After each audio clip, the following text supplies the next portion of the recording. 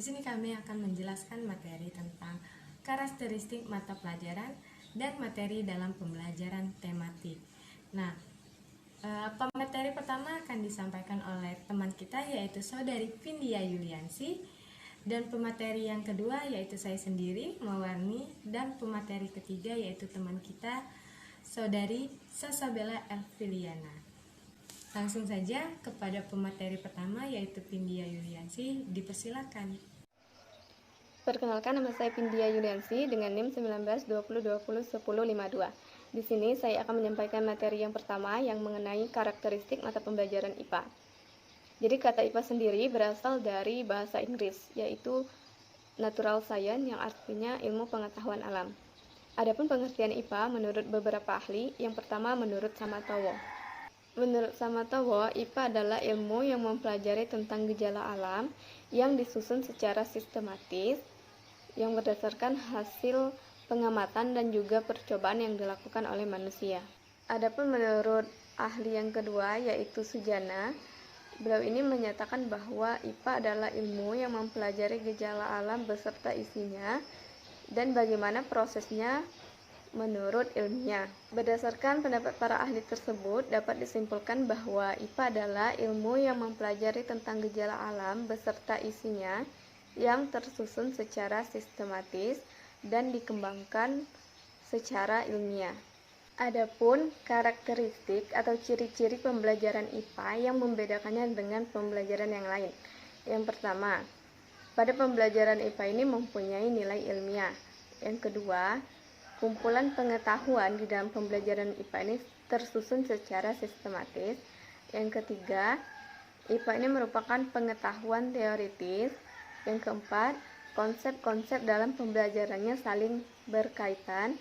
Dan yang kelima, meliputi 3 unsur yaitu produk, proses, dan juga sikap. Nah, di sini saya akan menjelaskan karakteristik yang pertama yaitu mempunyai nilai ilmiah. Mempunyai nilai ilmiah yang dimaksud artinya kebenaran dalam pembelajaran IPA tersebut dapat dibuktikan oleh semua orang. Tentunya dengan menggunakan metode dan prosedur ilmiah yang sudah ditetapkan. Tetapi, seseorang yang ingin melakukan pembuktian kembali harus mempunyai sikap ilmiah. Adapun sikap ilmiah yaitu seperti rasa ingin tahu, terbuka, jujur, teliti, dan masih banyak lagi. Yang kedua yaitu tersusun secara sistematis, artinya dalam merumuskan proses pembelajaran IPA tersebut semuanya dirumuskan secara menyeluruh dan juga utuh, yang membahas sebab akibat yang berkaitan dengan objek yang akan dibahas dalam pembelajaran IPA tersebut. Yang ketiga merupakan pengetahuan teoritis. Maksud dari pengetahuan teoritis ini adalah pengetahuan yang disusun secara khusus atau menggunakan cara khusus, yaitu dengan observasi dan juga eksperimen. Nah, dari observasi dan eksperimen ini akan mengkaitkan cara yang satu dengan cara yang lain. Yang keempat, merupakan suatu rangkaian yang saling berkaitan dengan bagian-bagian konsep dari eksperimen dan juga observasi, sehingga akan bermanfaat untuk eksperimen dan juga observasi lebih lanjut. Yang kelima meliputi 3 unsur yaitu produk, proses, dan juga sikap. Yang pertama sebagai produk, artinya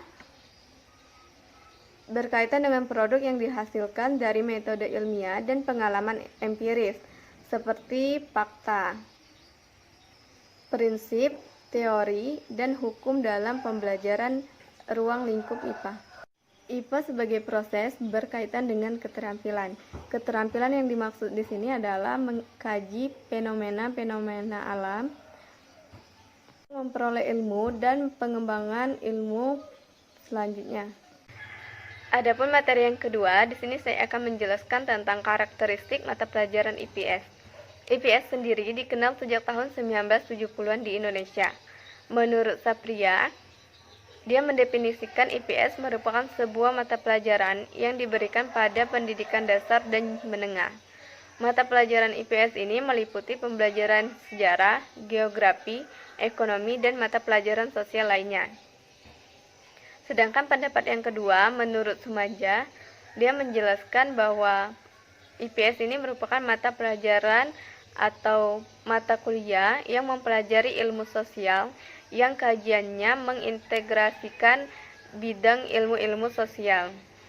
Jadi dapat disimpulkan bahwa IPS ini adalah ilmu yang mempelajari tentang sosial yang berasal dari penyederhanaan ilmu-ilmu sosial dalam kehidupan sehari-hari. Adapun karakteristik dari pembelajaran IPS yang membedakannya dengan pembelajaran yang lain. Yang pertama, bahan pelajarannya akan lebih banyak memperhatikan minat para siswa, masalah-masalah sosial, dan keterampilan berpikir. Kedua, mencerminkan berbagai kegiatan dasar manusia. Yang ketiga, organisasi kurikulum akan lebih bervariasi, mulai dari susunan yang terpadu, berhubungan sampai dengan terpisah. Dan yang keempat, susunan bahan pembelajaran akan bervariasi dari pendekatan kewarganegaraan, fungsional, humanistis, sampai dan yang kelima, evaluasi tidak hanya mencakup aspek-aspek kognitif, afektif, dan fisik motor saja, tetapi juga mengembangkan apa yang dimaksud dengan kecerdasan demokrasi dan kecerdasan kewarganegaraan. Baiklah, mungkin itu saja materi yang dapat saya sampaikan. Selanjutnya akan dijelaskan oleh Saudari Mawarni. Baiklah, perkenalkan nama saya Mawarni. Di sini saya akan menjelaskan materi tentang karakteristik mata pelajaran matematika. Nah, menurut beberapa para ahli dapat disimpulkan bahwa matematika adalah ilmu, ide-ide atau pola pikir tentang logika yang diatur menurut urutan yang logis mengenai bentuk, susunan, besaran, dan konsep-konsep yang saling berhubungan dan juga berkenaan dengan konsep-konsep abstrak. Selanjutnya yaitu karakteristik pembelajaran matematika di sekolah dasar ada 4, yaitu yang pertama, pembelajaran matematika adalah berjenjang atau bertahap.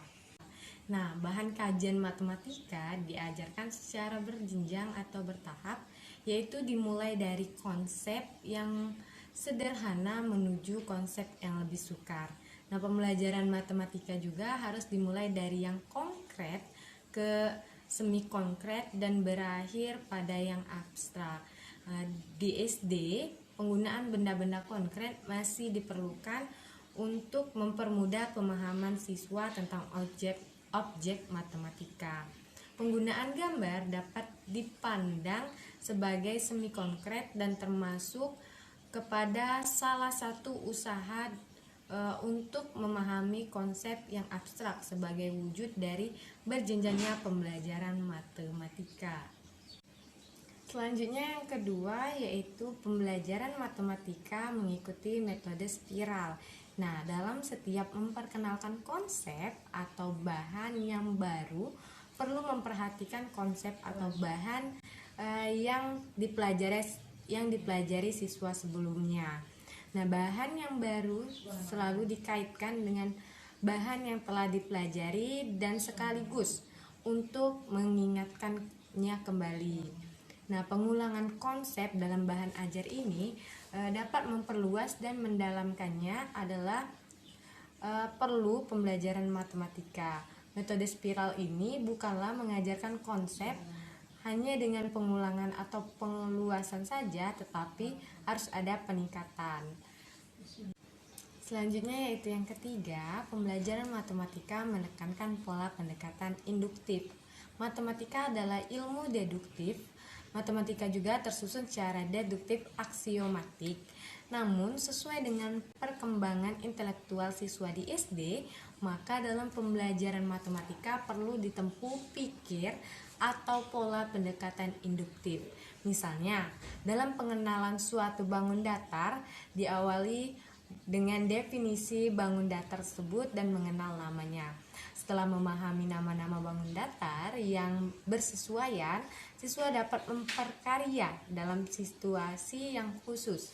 Pemahaman konsep-konsep matematika melalui contoh-contoh tentang sifat-sifat yang sama yang dimiliki dan yang tidak dimiliki oleh konsep-konsep tersebut merupakan tuntutan pembelajaran di SD. Selanjutnya yang keempat yaitu pembelajaran matematika menganut kebenaran konsistensi. Nah, kebenaran dalam matematika sesuai dengan struktur deduktif aksiomatiknya. Nah, kebenaran-kebenaran dalam matematika pertanyaan terdahulu yang telah diterima kebenarannya. Dalam pembelajaran matematika di SD, meskipun ditempuh pola induktif, tetapi tetap bahwa generalisasi suatu konsep haruslah bersifat deduktif. Kebenaran konsistensi tersebut mempunyai nilai didik yang sangat tinggi dan amat penting untuk pembinaan sumber daya manusia dalam kehidupan sehari-hari. Itu saja materi dari saya tentang karakteristik mata pelajaran matematika. Selanjutnya akan disampaikan oleh saudari Sasabella Elviliana. Pada Sasa, dipersilakan. Assalamualaikum warahmatullahi wabarakatuh. Perkenalkan, nama saya Sasabella Elviliana, NIM 1920201045. Saya merupakan anggota kelompok 8. Di sini saya akan melanjutkan materi saya mengenai karakteristik pembelajaran PKN dan karakteristik pembelajaran bahasa Indonesia. Karakteristik pembelajaran PKN, di mana pendidikan kewarganegaraan menjadi salah satu wadah tercapainya pendidikan nasional. Pembelajaran PKN atau pendidikan kewarganegaraan ini sangat penting untuk diterapkan bagi peserta didik, di mana pembelajaran PKN dapat menumbuh kembangkan pikiran dan potensi peserta didik untuk menjadi manusia yang beriman dan bertakwa kepada Tuhan Yang Maha Esa, yang berlandaskan pada sila Pancasila, menumbuhkan sikap mandiri dan menjadi warga negara Indonesia yang demokratis serta berpikiran yang luas.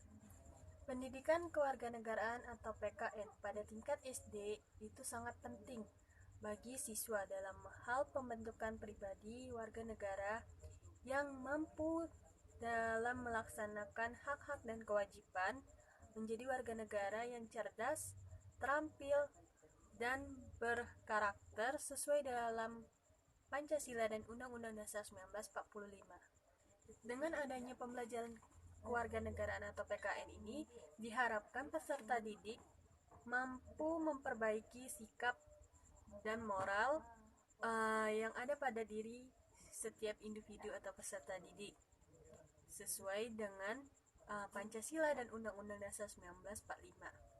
Adapun karakteristik dari pembelajaran PKN ini, di mana yang pertama, pembelajaran ke PKN ini termasuk ke dalam pembelajaran sosial atau IPS. Yang kedua, PKN diajarkan sebagai mata pelajaran yang wajib untuk dilaksanakan bagi seluruh peserta didik pada tingkat SD, SMP, SMA maupun perguruan tinggi.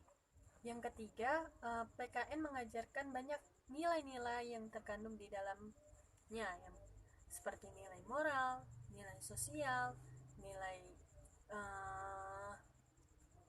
agama, nilai kesadaran diri, dan hak asasi manusia. Yang keempat, ruang lingkup pembelajaran PKN ini menyangkut tentang persatuan dan kesatuan negara Indonesia. Yang kelima, PKN memiliki sasaran di mana berfungsi sebagai pembinaan watak dan pemberdayaan warga negara. Yang keenam, pembelajaran PKN ini sebagai suatu kajian ilmiah. Yang ketujuh, PKN mempunyai 3 pusat perhatian, di mana yang pertama sebagai civic intelligence atau kesadaran dan daya nalar. Yang kedua, civic responsibility atau kesadaran akan hak-hak dan kewajiban sebagai warga negara. Yang ketiga, civic participation atau kemampuan berpartisipasi sebagai warga negara. Karakteristik yang kedelapan, di mana PKN lebih mengutamakan pendekatan konseptual atau CTL yang dapat mengembangkan dan meningkatkan kesadaran dan keterampilan bagi peserta didik. Dan karakteristik yang terakhir, PKN ini mengenal suatu model, yaitu VCT, di mana model ini mengambil teknik pengungkapan nilai baik itu nilai moral dan nilai sikap. Jadi dari karakteristik itu kita dapat lihat bahwa walaupun pembelajaran PKN ini termasuk ilmu sosial, tetapi pembelajaran PKN ini mengharapkan peserta didiknya mampu mengembangkan sikap dan moral serta pengembangan dan pelaksanaan hak-hak dan kewajiban yang baik. Selanjutnya, materi terakhir mengenai karakteristik pembelajaran bahasa Indonesia, di mana bahasa merupakan suatu unsur budaya bagi manusia dan simbol dalam berkomunikasi terhadap semua kebutuhan. Menurut Atma Zaki, pembelajaran bahasa Indonesia bertujuan agar peserta didik memiliki kemampuan berkomunikasi secara efektif dan efisien, serta memiliki etika yang berlaku dengan baik secara lisan maupun tulisan. Adapun fungsi dari pembelajaran bahasa Indonesia, di mana fungsi yang pertama yaitu satu sebagai sasaran dalam pembinaan kesatuan dan persatuan bangsa, yang kedua sebagai sarana berkomunikasi, sarana peningkatan dan pengetahuan dan keterampilan dalam rangka pembelajaran dan pengembangan budaya. Fungsi yang berikutnya sebagai sarana peningkatan pengetahuan dan keterampilan dalam mengembangkan ilmu pengetahuan, teknologi, dan seni.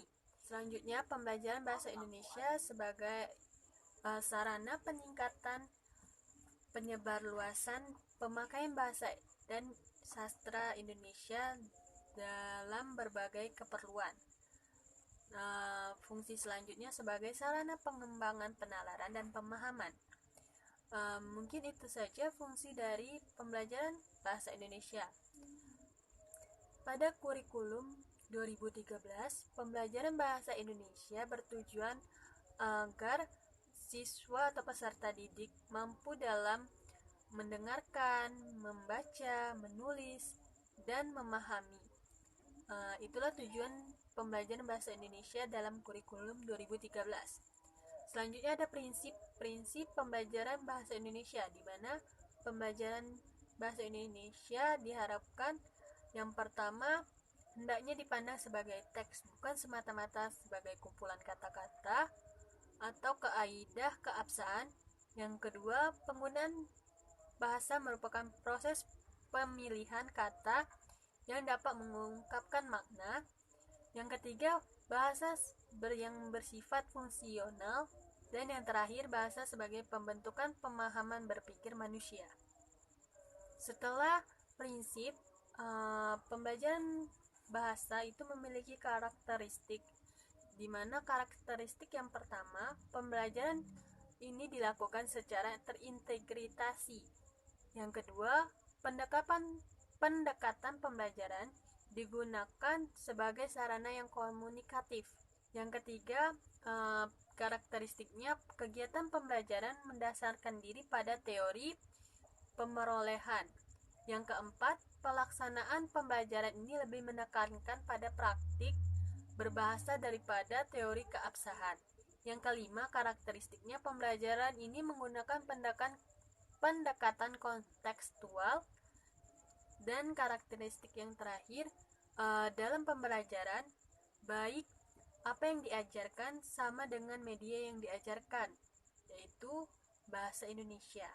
Dari karakteristik tersebut, kita dapat melihat silabusnya, di mana silabus yang pada pembelajaran bahasa Indonesia ini disusun dengan memperhatikan hakikat dan sarana pembelajaran dalam berkomunikasi, baik itu dalam hal mendengarkan, menulis, memahami, membaca, dan sebagainya. Yang kedua, memperhatikan pendekatan yang digunakan, baik itu metodenya, model, dan cara-cara sebagainya. Demikianlah materi ini saya sampaikan. Sekian dari saya. Terima kasih. Wassalamualaikum warahmatullahi wabarakatuh.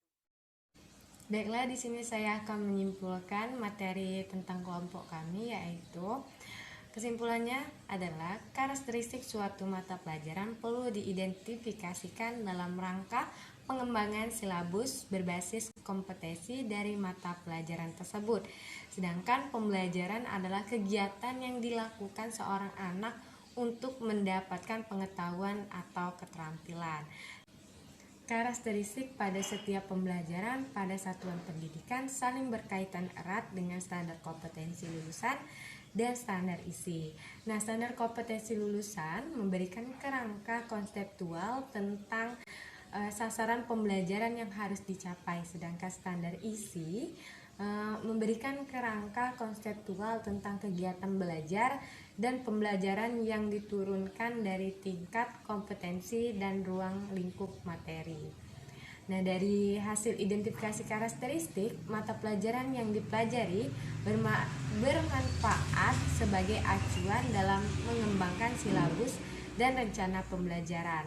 Nah, pada setiap mata pelajaran terdapat karakteristik sendiri yang dapat membedakan dengan karakteristik mata pelajaran yang lain.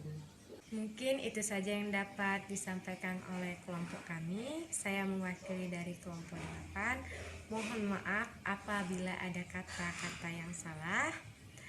Dan terima kasih bagi teman-teman yang telah menonton video kami. Saya akhiri. Wassalamualaikum warahmatullahi wabarakatuh.